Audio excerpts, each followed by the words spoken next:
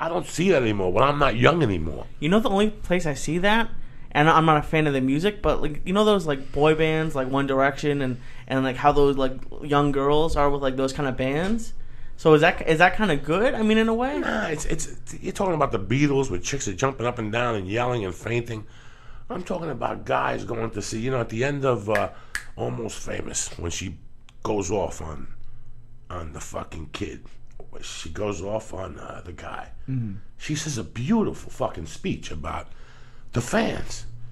It was about the fucking fans, man. It was a beautiful thing. When you went to these shows, it was the biggest thing in my... Going to see you at the Palladium was the biggest thing in my world. When I found out you were Cuban, you gave me hope, man.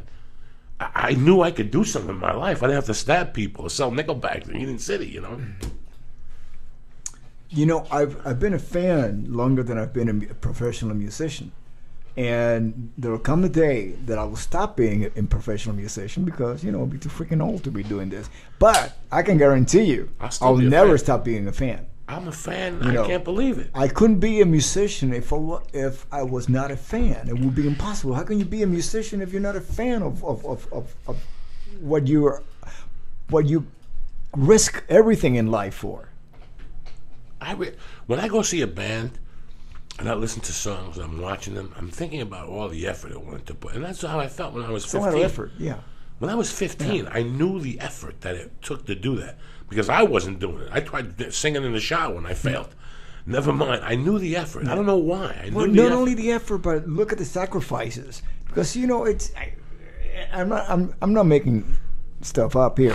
I'll give you an example. Black Sabbath, and I'm going to give you information that came down to me from Ozzy. Stuff that it was sitting around in the bus talking about. They were kids. They were kids who. One day they went to a theater, saw a scary movie, and figured out, hey, if we can make music that is scary as what the movie that we saw, we're onto something. So they went from being called Earth, to being called Black Sabbath. That was like, we're going to be scary. So they started creating scary music and scary themes. They were still kids out of Birmingham in England. They were trying to find a way how to get out of that. Not have to be in the factory. You know how Tony Iommi lost his finger? This is what Ozzy told me. He was working with at a factory with his dad. It was one of those press machines. It jumped his finger, off, and his father took him to emergency. And the doctor said, "Listen, I can attach the finger." And the father said, "How long would that take to heal?" And he said, "Well, it's going to be a few weeks." And his father said, "How about if we just leave it off?" And he said, "Oh, yeah, he can go back to work immediately." That was the deciding factor of him not having the full finger and having to have a little plastic thing. But then again, it changed the sound of music. He would have never sound the same with the full hand. You know what I mean? It just changed everything. So out of that came this new sound, this Black Sabbath sound. He played it a different way, and we started connecting emotionally with it, right? Meanwhile, these guys were the manager that they had in those days, they never saw any money. They just would put him on the road. Arden. No, this before Don. Wow. This way the original guy before Don. It's just like if let's say if you were Ozzy and you went to the office and said, "Hey, listen, I haven't seen any money. We just got off the road." The guy would open the drawer, pull out some keys, and says, "Yeah, you see the Cadillac? Yeah, it's yours." Now they weren't aware that they were already paying for that Cadillac, anyways. But that was kind of like, okay, well, I got something out of it, and the guy would just leave. Meanwhile, all these guys were making money that the musicians never saw, and they just kept them on the road, kept them. I've worked with some people in the industry that they make you think that you're working for management. No, the band hires the manager. The manager, the band at any time say, "Listen, you guys take a hike.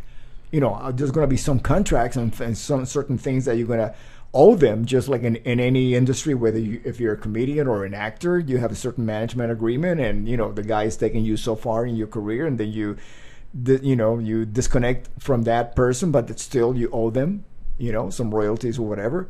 It's the same thing in music. But in music, they always made you feel like, oh, you guys are nothing with us managers, which was not the case. So they always kept things away from you. they never allowed you to hang out with the record company people. If they, by them, you and the record company people, no. They had to be there to make sure that they were the buffer. They were the filter for you to get to the record company. Because if they figure, if you realize that you really don't need these guys, they're done. They don't have a job. So they always make it look like, oh yeah, well, we're gonna keep you guys on the road. Do you need anything, like some pot, some cocaine? Okay, I'll send you some on the road. And that's how bands, were treated back then, before they got smart. Nowadays, it's very rare that you see that happen to any band. Well, when you are a musician, the ego was built by money. Sting didn't fucking get up and leave one day. When they were three little dirty kids playing music, everybody was in love.